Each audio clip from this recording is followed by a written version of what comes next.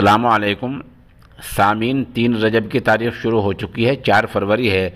उन्वान है देश दुनिया की अहम खबरें। यूपी के गौतम बुद्ध नगर पुलिस ने एसपी चीफ अखिलेश और आरएलडी चीफ जयंत चौधरी, दादरी से पार्टी के उम्मीदवार राजकुमार भाटी और पार्टी के ज़िला सदर इंदर प्रधान समेत 300-400 लोगों के खिलाफ मुकदमा दर्ज कर लिया है। इल्ज़ाम है कि कोविड-19 की खिलाफ वर्जी की है और आचार संहिता की खिलाफ वर्जी की है। ये वही लोग हैं, मुकदमा दर्ज करने वाले, जो अभी वजीर दाखिला अमित शाह कहने में आए थे। पूरी भीड़ इकट्ठी थी, सब कुछ मास्क किसी ने नहीं लगा रखा था, लेकिन कुछ नहीं किया। उधर ओवैसी पर हमले के बाद मेरठ जोन में हाई अलर्ट जारी कर दिया गया है। दिल्ली में कार में अगर आप अकेले चल रहे हैं तो मास्क ज़रूरी नहीं है। ऐसा फैसला आज दिन में दिल्ली सरकार ने लिया है।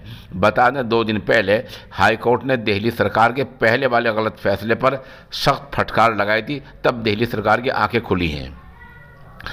जिन 2 मुलजिमों शुभम और सचिन ने ओवैसी साहब पर 2 दिन पहले जानलेवा हमला किया था, हिंदू सेना नामी तंजीम ने उनकी कानूनी मदद का इंदिया दिया है और कहा कि बाहर आने पर उनका इस्तकबाल किया जाएगा। आप अंदर रहें कैसा हिंदुस्तान है, हो क्या रहा है।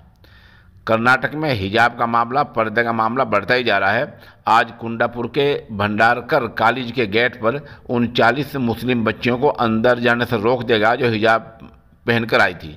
इस मामले को लेकर 40 स्कूल के तलबा ने वहीं आज धरना भी दिया है।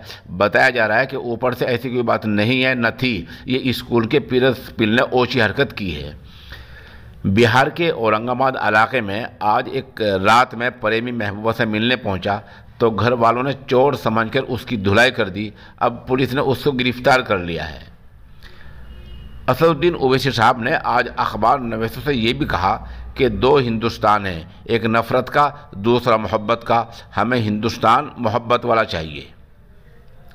महाराष्ट्र के पुणे इलाके में आज एक बिजनेसमैन नौजवान को इल्ज़ाम में धर लिया गया कि वो अपनी प्रेमिका को होटल में ले गया था और आधार कार्ड अपनी बीवी का जमा करा दिया था। वहाँ चेकिंग हुई, मामला खुल गया तो वो पकड़ा गया। उनके खिलाफ रिपोर्ट दर्ज होगी। ये बिजनेसमैन गुजरात का रहने वाला है। नाजायज़ रेत की खुदाई के मामले में मरकज़ी एजेंसी ईडी ने पंजाब के वज़ीर आला के भतीजे भूपेंद्र को गिरफ्तार कर लिया है। आप जानते हैं आजकल चुनाव चल रहा है। कुछ गैर मुल्क की खबर ले लेते हैं। रूस ने ताइवान को चीन का हिस्सा माना है। बदले में चीन ने अक़वाम मुत्तहिदा की तोसी की मुखालफत में रूस का साथ देने की बात कही है। नाइजीरिया में हुए सड़क हादसे में 18 लोगों की मौत हो गई है। मलेशिया के साबिक वज़ीर-ए-आज़म मासर मोहम्मद को अस्पताल से आज घर भेज दिया गया है। अभी उनको ये कहा गया है कि किसी से ज़्यादा ना मिला जाए। उनकी उम्र 96 साल है। अफ़गानिस्तान के बगलान इलाके में कोयले की कान के बैठने से, मलबा गिरने से वहाँ काम कर रहे 10 कारकुन जाँ बहक हो गए हैं। अक़वाम मुत्तहिदा ने तालिबान सरकार से आज फिर कहा है कि जो ख़वातीन औरतें वहाँ की लापता हैं उनकी इत्तला दी जाए, जबकि तालिबान इस मांग को पहले मुस्तरद कर चुका है और कह चुका है कि ऐसा वहाँ कुछ नहीं हुआ है।